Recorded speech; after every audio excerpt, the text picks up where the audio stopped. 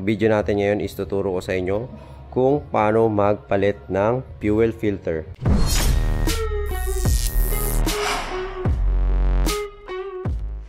Fuel filter, yan, madumi na kasi 25,000 km na yung ating natakbo. So, kailangan natin mag-service maintenance. So, i-check natin yung fuel filter nya. Sa mga naka-ADB dyan, yan, alam nyo to, may issue yung B1 version 1 ata ng ADB. Yan, marami ako nakikita sa group nito nung unang labas niya. Unang issue niya is yung fuel pump. Yan, yung fuel pump, hindi siya gumagana, hindi siya umuugong ng ganun. Pero ito, umuugong naman siya, which is, ibig sabihin yon working yung ating fuel pump. Working siya, kaya may tumutunog na umuugong. Pero kapag totally sira na yung fuel pump, hindi na siya tumutunog. So, ito ayos pa naman yung ating fuel pump. So, kailangan lang natin i-service maintenance. Video natin ngayon is tuturo ko sa inyo kung paano magpalit ng fuel filter. Ito yung papalit natin fuel filter. Ayan yung kanyang model number. Yan. So, may kasama na siyang o-ring para dun sa fuel filter natin. Ayan. First na gagawin natin, dito natin tatanggalin natin tong ating upuan, yung compartment. Ayan. So, sa pagtatanggal ng compartment natin, yung grabber muna tatanggalin natin yan. And then, may makikita ka dyan mga pass cliff sa 2, 3, 4, 5, 6, 7, 8. Okay, so, wala siya. Tapos dito, meron tayong tatanggaling bolts. Yan, 1, 2, 3 na 10 mm. So, 3, 4, ito, tsaka 5 sa may battery. Yan, tatanggalin natin yung 5 bolts doon. And then, dito, meron pa siyang 2 screw. Yan, magkabilaan yan. Pag natanggal nyo na yan, yan, pwede nyo na siyang iangat. Yan, angat na natin siya. So, isang buo yan kasama yung upuan pagka tinanggal natin siya. Ayan. Ayan, ganyan. So, itabi lang muna natin yung upuan. So, nandun pa sa pinakailalim yung ating fuel pump. Yan, yung tangke. Tatanggalin nyo yung yung socket dun sa ating fuel pump. Yan, tanggalin natin yan. And then, tatanggalin din natin yung hose dito. Yan. Pupunta ang injector yan. Natanggal nyo yung kulay puti dun sa ibabaw nya, yan, meron pa siyang lock. Ito meron siyang parang clip pa yan. Susundutin lang natin siya, clip na yan. Sundutin na natin yan pag ano, ayan, pag ganito lang palayo, ayan, palayo lang, ganyan, no? Yan, pag ganyan lang natin yung tatanggalin para matanggal natin siya. After nyan, pwede na natin tanggalin yung 4 na nut. Yan, 10 mm yung nut na yan. Bali ito dito mga paps, hindi nyo pala matatanggal yung mga nut na yan dun sa fuel assembly natin kapag nakaharang yung ating fuse box. Ayan. So, kailangan natin tanggalin yung side fairing natin kasi hindi natin matatanggal yung bolt ng fuse box natin dahil dun sa fairings. Nakatago siya. So, kailangan natin baklasin yung side fairing dalawa. So, ito, pwede na natin tong tanggalin yung 2 bracket nya. Ito yung isang bracket. Ayan, itabi lang natin. Then, ito yung baba sa pangalawang bracket. Ayan. So, pag natanggal nyo na yung bracket, pwede na nyang hugutin yung fuel pump assembly. So, kapag magtatanggal kayo ng fuel pump, siguraduhin nyo lang na hindi puno yung tangke nyo. Hindi puno yung gas. Kasi pag once na tinanggal nyo yan, tatapon talaga yon gas nyo. Ayan, tanggalin lang natin to. So, madali lang naman tanggalin to. So, tanggalin ko muna kasi isang kamay lang yung gamit natin. Ito mga paps, magbibigay lang ako ng tips sa inyo. Kapag magpapalit kayo ng fuel filter, ito, yan, or fuel pump, yan, lagi tayo magpapalit ng mga o-ring. Ito, yan, o-ring. Tsaka hindi ito. Yan, basta yung nakababad sa gasolina. Tsaka yan, oh. Yan, pinapalitan natin yung mga o-ring na yan. Tsaka yan. Bakit tayo nagpapalit ng o-ring? Kasi ang o-ring, mga paps, rubber yan. Kapag yan ay nababad sa gasolina, yan ay namamaga. Ayan, bigyan ko kayo ng example. Ito, o-ring yan dito sa housing. Yan, para hindi siya maglilik. So, i-compare natin yung bago. Ito yung bago na filter. Kasi bumili na rin ako ng o-ring. Ito yung bago, i-compare natin yung luma. Ayan, nakita nyo, lumaki siya, namaga.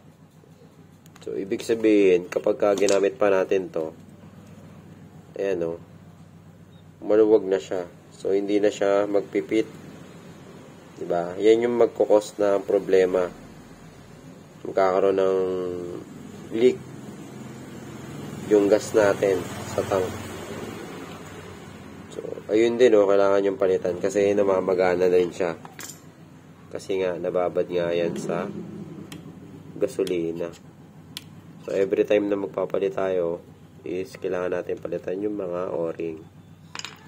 Ayan, ito namagana rin to eh. Dito yung nakalagay oh. Ayan, dito siya nakalagay. Ayan oh, maluwag na siya. Ayan oh, maluwag na. Ayan, maluwag na siya. Okay, so ito yung bago. Ito yung luma. Ayan, nakita nyo naman. So, meron na siyang kasamang o-ring. Ayan, parehas na parehas sila. Parehas na parehas.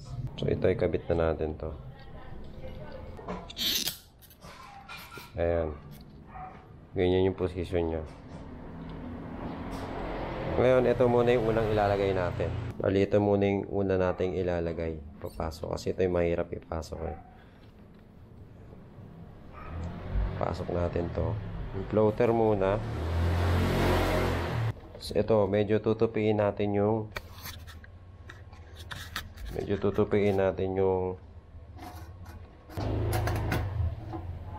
ayan. So, ngayon, ito naman yung pasok natin. Ayan. So, kapag ka nag-click na, okay, so ito naman, ipapasok na natin to dito sa yung wiring niya. Ayan. So, ayan, napasok natin yung yun yung position niya. So, green muna, tapos yellow. And then, next natin yung itim, and then yung pula yung dulo. Yan yung tamang orientation ng wiring. Pwede na natin siya ibalik. Yan. Okay, ito mga paps. Isa to sa mga importante na gagawin natin. So, maglalagay tayo ng grease dun sa o-ring. So, bakit tayo naglalagay ng grease? Kasi para hindi siya mapitpit. Kasi mapipit-pit yan dun sa ano eh. Sa pagkakabitan natin. Ano yan? Parang pampalubricate para pumasok siya. So, huwag kayong mag-alala kasi yung gamit natin dito, grease is silicone grease. Safe siya sa rubber. Kung wala naman kayong silicone grease mga paps, alternative naman or pwede naman talaga dyan, engine oil. Yan, malinis na engine oil. Pwede nyo ilagay dun sa o-ring pang lubricate. Bali, wag pala kayong gagamit dyan ng mga lithium grease. Yan, kasi pag sinearch mo sa Google yung lithium grease, nakaka-deteriorate siya or nakakasira siya ng mga rubber parts. Kaya iwasan natin gumamit ng lithium grease. Ginagamit lang siya pang bakal. Bali, ito yung kailangan nating i-lubricate, yung mga o-ring na to. Dapat, once na napasok nyo na siya, siguraduhin nyo na dapat nakalubog siya. Ayan. Ito, pagka binitawan ko to is aangat to. Kaya hindi ko siya dapat bitawan. Ayan. Hawakan lang natin to. Habang nilalagay natin yung bracket. Para malak natin siya. So, ayan. Dapat di natin siya bibitawan. Magkakaproblema tayo pag umangat.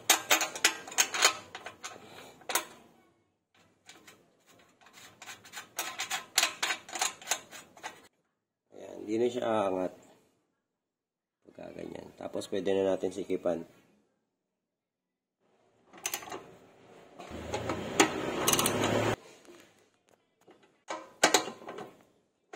Okay, so bago natin siya balik natin. Testingin muna natin syempre para kung sakaling merong leak, hindi tayo mahirapan magtanggal ulit, magbaklas. Yan, kapit natin muna yung battery. Testing natin.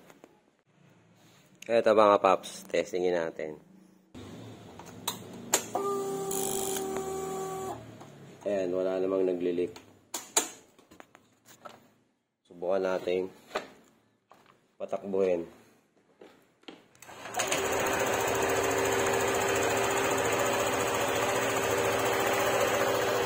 Okay, tuwing kailan ba dapat tayo nagpapalit? As per Honda recommendation, ang ADB 150 is every 12,000 to maximum 20,000 km. So, ayan yung recommendation ng Honda. And so, ngayon, meron yung mga early sign na pagbarado na yung fuel filter natin. So, isa na dyan yung bababa yung efficiency ng gasolina. Yan, lalakas sa gasolina. Then, yung engine natin is mahihirapan siya na tumakbo kasi nga clog na yung fuel filter natin. So, mahihirapan kumuha ng gas. So, pwede magpuputol-putol. Tapos, yun, pupugak-pugak yung ating motor. Yan, isa na rin dahilan dyan yung hard starting kapag palitin na yung ating fuel filter or barado na. So, yan yung isa sa mga dahilan kung bakit kailangan na natin palitan yung fuel filter natin. So, always check yung ating service manual sa pagme-maintenance. Ayan. Okay, so hanggang dito lang yung video natin mga paps. Sana nakatulong tong video natin. So, kung nakatulong tong video natin, paki-like naman yung video na to, and then kung bago ka pa lang dito sa ating channel is paki-hit yung subscribe and paki-hit na rin yung notification bell button para lagi ka namang ma-update dun sa ating mga susunod na video. Okay, so hanggang dito na mga paps. Maraming salamat at God bless and ride safe. Yeah, let's go. I'm unstoppable, do the impossible. I'm irresponsible, yet I'm phenomenal. I got an arsenal, I'm dropping bombs, you know. No, I'm not